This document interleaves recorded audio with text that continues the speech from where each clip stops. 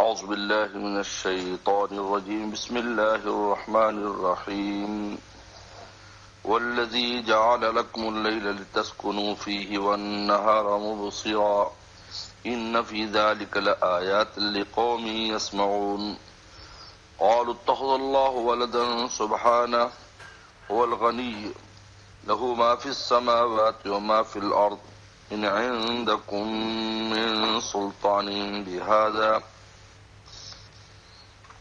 فتقولون على الله ما لا تعلمون قل إن الذين يفترون على الله الكذب لا يفلحون متاع في الدنيا ثم إلينا مرجعهم ثم نذيقهم العذاب الشديد بما كانوا يكفرون واتل عليهم نبأ نوح إذ قال لقومه يا قوم إن كان كبر عليكم مقامي وتذكيري بآيات الله فعلى الله توكلت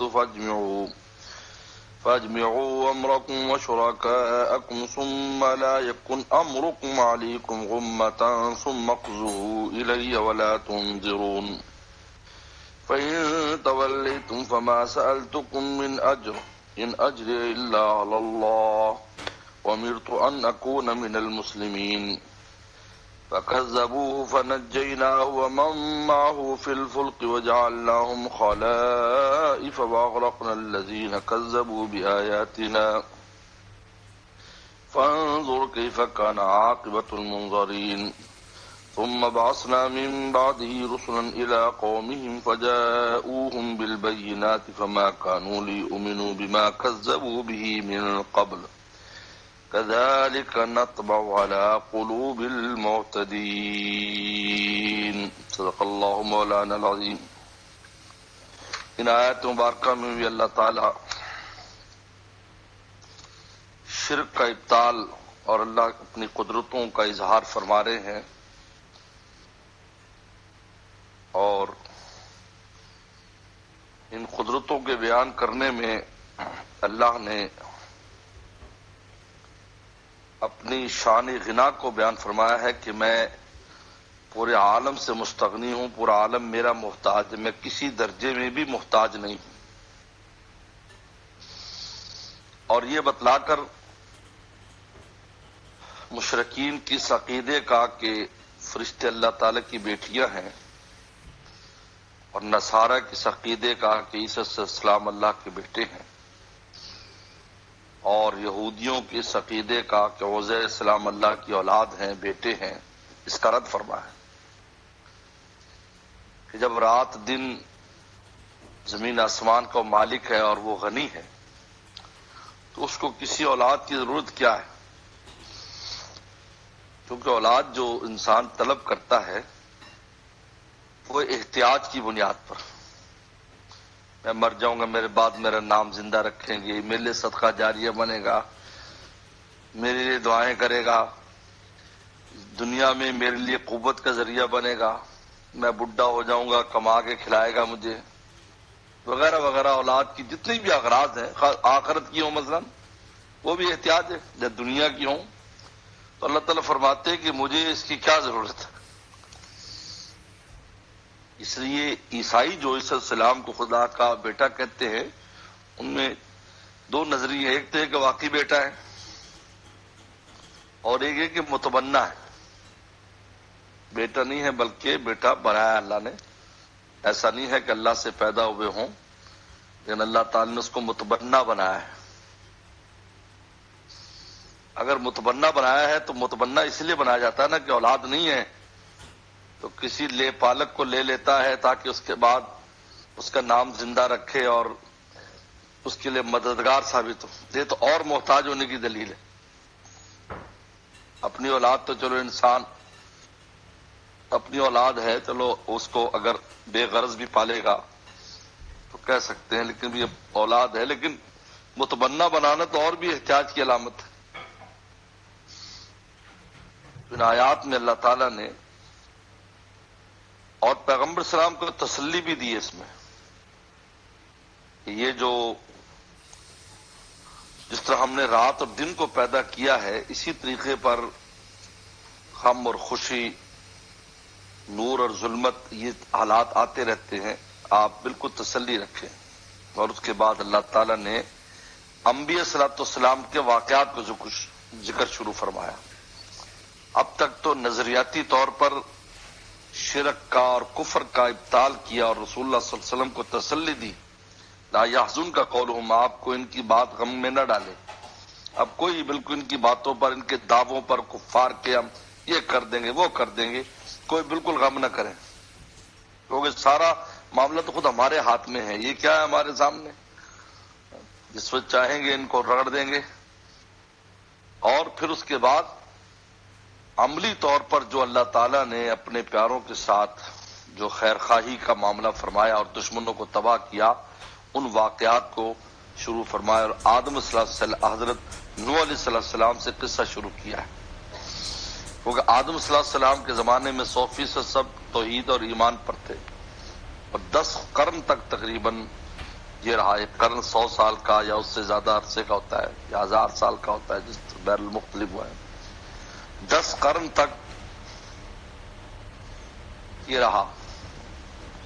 اس کے بعد نوح علیہ السلام کے زمانے میں کفر پھیلا تو نوح علیہ السلام کو بھیجا گیا، 1000 سال تک ان کو نصیحتیں فرمائیں، لیکن فائدہ نہیں ہوا، اور پھر اللہ تعالیٰ نے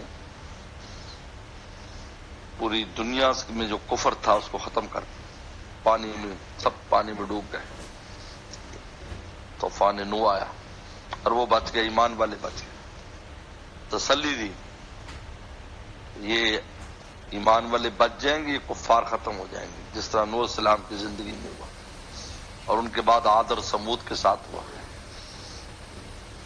تو فرماتے ہیں کہ هو الذی جعل لکم اللیل لتسکنوا فیہ، اسی ذات نے تمہارے لیے رات بنائی ہے، لتسکنوا فیہ، تاکہ اس میں سکون حاصل کرو، رات سکون حاصل کرنے کے لیے، والنہار مبصرا، اور بنایا دن مبصرا، دیکھنے بھالنے کے لیے، مبصرا دیکھتا، دن دیکھتا بنایا، جس کی وجہ سے میں اور آپ دیکھتے ہیں ہر چیز کو اور اپنے کام کاج کرتے ہیں۔ اسی طرح اللہ تعالیٰ نے خیر شر اور یعنی جتنی ضدین دنیا میں ہیں وہ سب انہی کے ہاتھ میں، انہی کی طرف سے خوشی بھی آتی ہے، غم بھی آتا ہے، رات بھی آتی ہے، دن بھی آتا ہے، ظلمت بھی آتی ہے، نور بھی آتی ہے، ہدایت بھی آتی ہے، گمراہی بھی ہے، سب۔ ان فی ذلک الآیات، اس پہ بہت سی نشانیاں، لقوم یسمعون، اس قوم کے لیے جو سنتی ہے، اللہ رسول کی بات سنتی ہے، اس کو نشانیاں نظر آتی ہیں۔ قالوا اتخذ اللہ ولدا، وہ لوگ کہتے ہیں کہ اللہ تعالیٰ نے اولاد بنا لی، اتخذ اللہ ولدا، اللہ نے اولاد بنا لی ہے۔ قالو میں مشرکین بھی شامل ہیں، یہودی بھی، نصارہ بھی۔ سبحان اللہ، فرماتے ہو پاک ہے، هو الغنی، وہ مستغنی ہے، وہ تو غنی اور بے نیاز ہے، جب غنی بے نیاز ہے تو اس کو اولاد کی کیا ضرورت ہے۔ لہو ما فی السماوات ما فی الارض، اسی کے لیے جو آسمانوں میں ہے، جو زمین میں، ساری مخلوقات ہے اس کی۔ خالق مخلوق کا کیسے محتاج ہوگا، بولو گے؟ خالق مخلوق کا کیسے محتاج ہوگا؟ لہذا جب وہ مستغنی ہے اور غنی ہے تو اس کو اولاد کی ضرورت نہیں ہے، کیونکہ اولاد کا مقصد احتیاج ہے، اصل اپنی احتیاج کو اور اپنی ضرورت کو پورا کرنا ہے، اس کی وجہ سے اولاد مانگتا ہے۔ ان عندکم من سلطان بہذا، کیا تمہارے پاس اس کی کوئی دلیل ہے؟ سلطان، کوئی دلیل، کوئی ہے دلیل اس بات کی کہ اللہ نے اولاد بنا لی؟ اتقولون علی اللہ ما لا تعلمون، یا اللہ پر وہ بات کرتے جس پہ تم خود نہیں جانتے، وہ بات اللہ تعالیٰ پر کر رہے ہو۔ کیا دلیل ہے کہ اللہ تعالیٰ نے اولاد بنائی؟ اولاد کے لیے ہم جنس ہونا ضروری ہے، تو اللہ تعالیٰ لیس کمثلہ شیء، اس کے مثل تو کوئی چیز ہی نہیں ہے۔ لم یکن لہ کفوا احد، اس کا کوئی کف ہی نہیں ہے، جب کف ہی نہیں ہے تو کون بیوی کون اولاد؟ قل کہہ دیجئے ان الذین یفتون اللہ الکذب، بے شک وہ لوگ جو اللہ پر جھوٹ باندھتے، لا یفلحون، کبھی کامیاب نہیں ہوں گے۔ آپ کو تسلی دی رسول اللہ کو، یہ کامیاب نہیں ہوں گے۔ متاع فی الدنیا، ہاں دنیا میں چند دن کا فائدہ اٹھانا ہے، متاع فی الدنیا، یعنی یہ دنیا میں اگر آپ ان کو دیکھیں یہ رہ رہے ہیں اور مزے کر رہے ہیں وغیرہ وغیرہ جو بھی ہے، اور بظاہر ان کی عمریں بھی لمبی نظر آ رہی ہیں، تو تو یہ کچھ دن کا فائدہ اٹھانا ہے. ثم الینا مرجعہم، پھر ہماری ہی طرف ان کا لوٹنا ہے. ثم نذیقہم العذاب الشدید، پھر ہم ان کو چکھائیں گے سخت عذاب. بما کانوا یکفرون، ان کے کفر کی وجہ سے. بما کانوا یکفرون، ان کے کفر کی وجہ سے ہم ان کو سخت عذاب چکھائیں گے. دنیا میں 4 دن عیش کر بھی لے تو بالآخر ہمارے پاس ہی آنا ہے. اس کے بعد اللہ تعالیٰ نے نوح علیہ السلام کا واقعہ شروع کیا ہے. وَاتْلُ عَلَيْهِمْ نَبَأَ نوح، پڑھ کر سنائیے ان کو نوح علیہ السلام کی خبر. نبأ نوح یعنی اس میں حضور صلی اللہ علیہ وسلم کی بہت زبردست تسلی ہے کہ ہم نے کوئی بھی پیغمبر ایسا نہیں ہے کہ اس کے دشمنوں کو ہلاک نہ کیا گیا اور وہ کامیاب نہ ہوا ہو. یہ واقعات آ رہے ہیں. اور حضور صلی اللہ علیہ وسلم کی سچائی پر بھی یہ دلیل ہے کہ ہمارا پیغمبر جو امی ہے، کوئی پڑھا لکھا نہیں، لیکن پہلے پیغمبروں کی خبر بالکل صحیح دے رہے ہیں، جس کو سب تسلیم کرتے، جن تورات اور انجیل والے، کہ بالکل یہی واقعات ہوئے تھے. حالانکہ آپ نے کہیں سے پڑھا نہیں، پھر آپ بیان کر رہے ہیں. یہ دلیل ہے کہ وحی الہی آپ پر آئی، اس وحی سے ٹھیک آپ اس کو بیان کر رہے ہیں. یہ آپ کی سچائی کی علامت ہے. وَاتْلُ عَلَيْهِمْ، وَاتْلُ تلاوت سے، وَاتْلُ عَلَيْهِمْ پڑھیے ان پر، پڑھ کر سنائیے ان کو. نبأ نوح، نوح السلام خبر. نبأ خبر. اذ قال لقومه، جب انہوں نے اپنے قوم سے کہا. 950 سال تبلیغ کی، 1-2 دن کی بات وسلم کو تسلی دی ہے کہ اتنی طویل انہوں نے مشقتیں برداشت کی. اور واقعی تمام پیغمبروں میں اس راستے میں نوح علیہ السلام سے زیادہ تکلیف برداشت کی.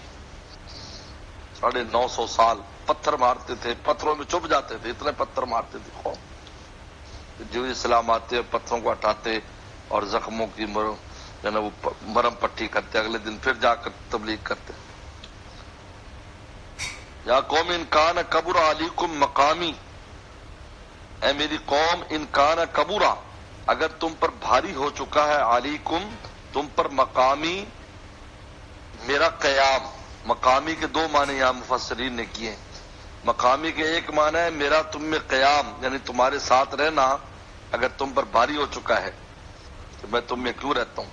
اور مقامی کا دوسرا معنی ہے خطاب اور تبلیغ کے لیے کھڑا ہونا، کہ میرا تمہارے درمیان کھڑا ہو کر جو دین کی بات کرنا ہے، اگر یہ تم پر بھاری ہو چکا ہے تو تذکیری بھی آیات اللہ، اور میرا تمہیں یاد دلانا اللہ کی نشانیوں کے ساتھ، یعنی اللہ کی نشانیاں بیان کر کے اللہ کی تمہیں یاد دلانا تم پر بھاری ہو چکا ہے.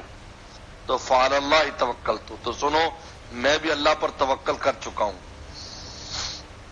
یعنی ہم بھی اب تیار ہیں، جو تم نے کرنا ہے کرو، آ جاؤ بس میدان میں آ جاؤ. میں بھی اللہ پر بھروسہ کر چکا ہوں. کہ یہ پیغمبر کا وہ بتایا، وسلم کو بھی تلقین کی گئی اور بتایا گیا کہ پیغمبر جو ہے، نبی جو ہے، وہ اللہ کے علاوہ کسی سے نہیں ڈرتا، اور اللہ کی اکیلی ذات ہی کافی سمجھتا ہے. وہ کوئی اسباب، یہ چیزیں بات کی چیزیں. اور اللہ ہی توکلت، میں اللہ پر توکل کر چکا ہوں.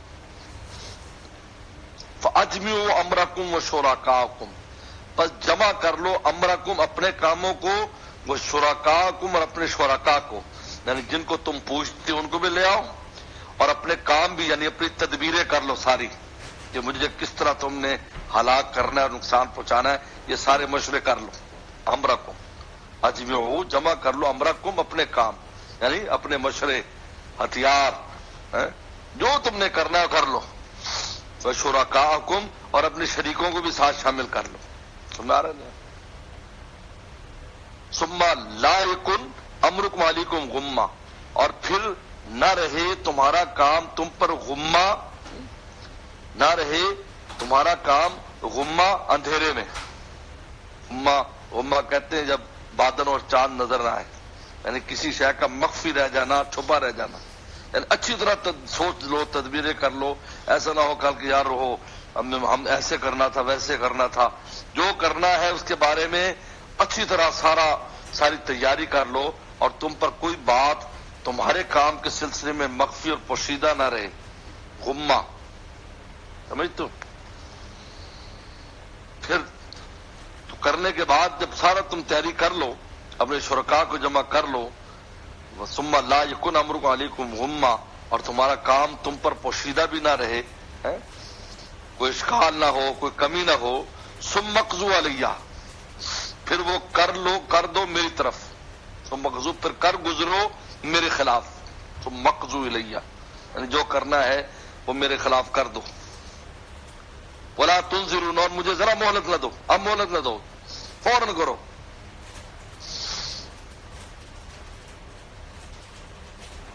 تو وہ دیکھ لیتے ہیں کہ کیا نتیجہ نکلتا ہے۔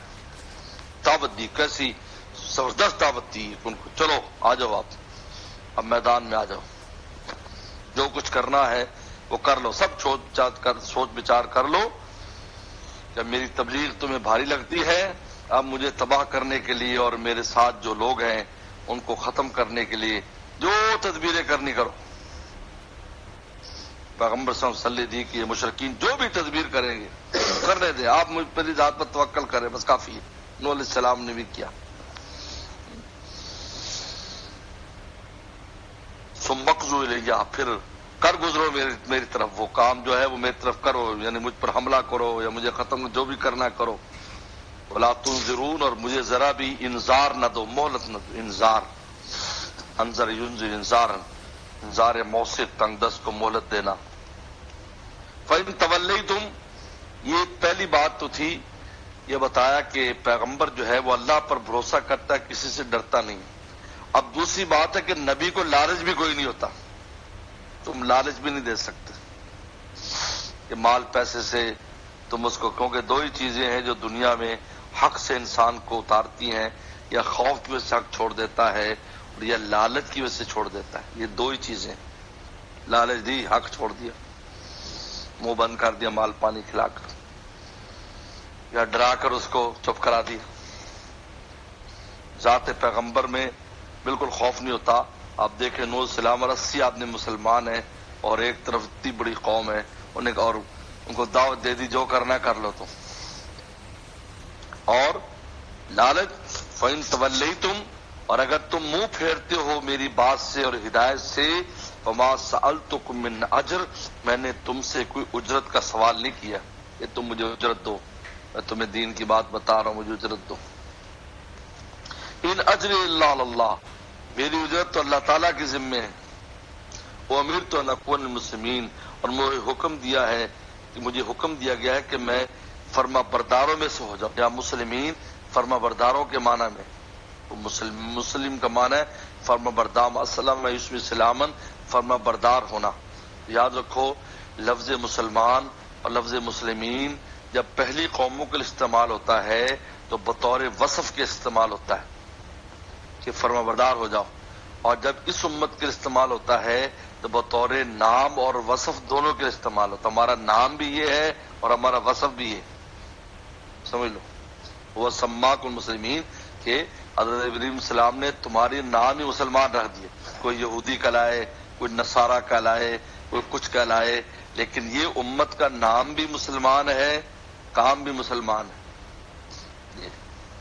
تو ہمارا یہ، جیسے کسی کا نام عبداللہ ہو اور عبادت گزار بھی خوب ہو، یہ اس کا نام بھی ہے، اس کا وصف بھی ہے۔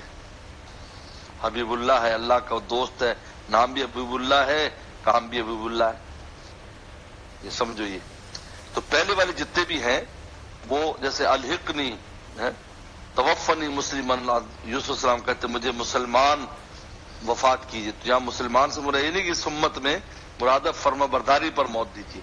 تو پہلی امتوں میں جب بھی لفظ مسلم یا مسلمین استعمال ہوگا تو فرما برداری کے معنی میں ہوگا، تو یہاں اکون من المسلمین، ہو جاؤں میں فرما برداروں میں سے۔ سمجھ آ رہی بات یا نہیں؟ اور ہمارا نام بھی یہی ہے، کام بھی یہی ہے۔ فَكَذَّبُوهُ، پس انہوں نے نوح السلام کو جھٹلایا، فَنَجَّيْنَاهُ وَمَن مَّعَهُ، پس ہم نے نجات دے دی ان کو، وَمَن مَّعَهُ، اور ان کو جو ان کے ساتھ تھے، فی الفلک، کشتی میں نجات دے دی۔ وَجَعَلْنَاهُمْ خَلَائِفَ، اور پھر ان لوگوں کو جو کشتی میں تھے، خلائفہ، پورے عالم کے جو کافر تھے جن کو ختم کر دیا گیا، ان کے جانشین ان کو بنایا۔ بعد میں یہی تھے، اور ان میں 80 جو آدمی تھے ان کی تو اولاد ہی نہیں تھی، اولاد ہوئی بھی نہیں۔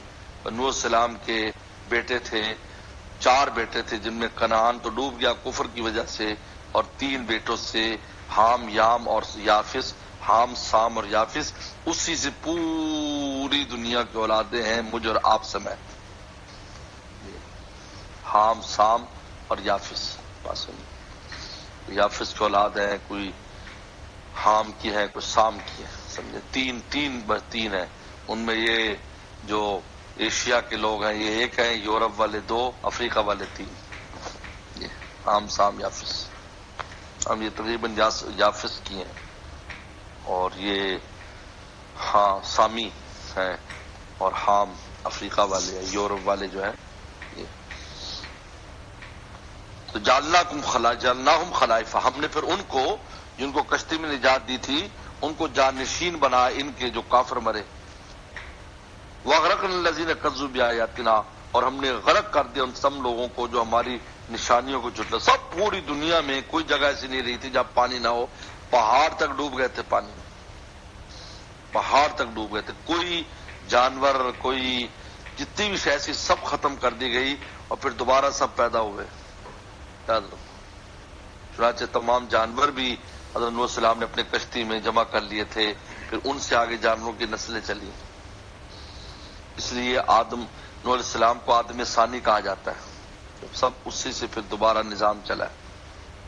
فانظر، پس دیکھیے، کیف کان عاقبۃ المنذرین، کیا انجام ہوا، عاقبہ انجام ہوا المنذرین، اور لوگوں کا جن کو ڈرایا گیا تھا، جن کو نوح علیہ السلام ڈراتے تھے آخرت اور اللہ کے عذاب سے، ان کا پھر کیا انجام ہے۔ ثم بعثنا من بعد رسلا الى قومهم، پھر ہم نے بھیجے من بعد نوح علیہ السلام کے بعد بھی رسولن، بہت سے رسول، الى قومهم، اپنی اپنی قوموں میں۔ چنانچہ صالح علیہ السلام آئے، سمود علیہ السلام آئے، ابراہیم علیہ السلام آئے، لوط علیہ السلام آئے، سب بہت بڑی تعداد ہے جو پیغمبروں کی آتی رہی۔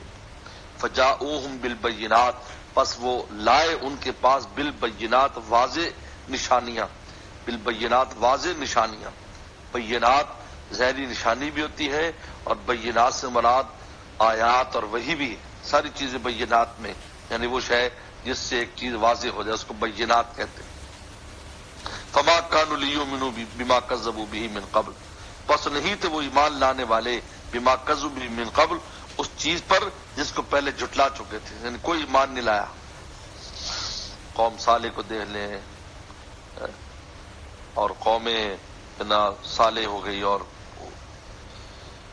قوم ہود ہو گئی، نہیں سمود نہیں، سمود تو قوم تھی، قوم ہود علیہ السلام کی قوم ہو گئی، قوم سمود جو عاد اور سمود، اور اسی طریقے پر حضرت شعیب علیہ السلام کی قوم ہو گئی۔ یہ کتنی قومیں تھیں، ساری ایمان نہیں لائے۔ کذالک نطبع علی قلوب المعتدین، بس اسی طرح ہم مہر کر دیتے ہیں علی قلوب المعتدین، حد سے بڑھنے والوں کے دل پر، حد سے جو بڑھ جاتے ہیں ان کے دلوں پر ہم کیا کر دیتے ہیں، مہر کر دیتے ہیں، کیونکہ حد سے بڑھنا اپنی صلاحیت کو ختم کرنا ہے، خود ختم کرتا ہے۔ جب آدمی صلاحیت خود ختم کر لیتا ہے تو پھر مہر لگا دی جاتی ہے، یہ اصل مہر کی وجہ سے صلاحیت ختم نہیں ہوتی، صلاحیت ختم ہونے کی وجہ سے مہر بھی ایک بیکار ہو گیا۔ جیسا ڈاکٹر جب وہ بیماری مر جائے تو ڈاکٹر کہہ دیتا ہے کہ بس اب یہ لا علاج ہے، اس کو گھر لے جاؤ، اس کے مرنے کا انتظار کرو، اس کے کہنے کی وجہ سے تھوڑی مر رہا ہے، وہ پہلی مرنے کا اسباب پیدا ہوئے ہو چکے ہیں، وہ تو اس نے صرف کہا ہے۔ تو اس لیے مہر بھی جب اپنی صلاحیت معتدین کا جب حد سے بڑھ گئے تو ہم مہر لگا دیتے ہیں، پھر وہ ایمان نہیں لاتے یہاں تک کہ عذاب کا شکار ہو جاتے ہیں۔ واہ خدا، اس میں تشریح کر لینا، وہ نکال دینا، سمود نہیں، ہود علیہ السلام، سمود کا لفظ ہے، سمود علیہ السلام، سمود نے وہ نکال دینا، یہ بھی منظم ہو گیا تھا۔